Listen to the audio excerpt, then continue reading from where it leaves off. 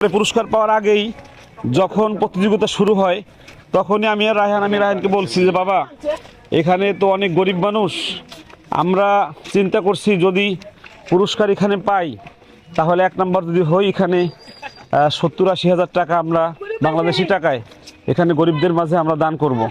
বিদেশের বাড়িতে এসে কোরআনের পুরস্কার পেয়ে ওই টাকা ওই দেশের মানুষের মাঝে কিছু টাকা আমরা অসহায় মানুষদের মাঝে আমরা দিতে পারতেছি, এটা আমার ভালো লাগা।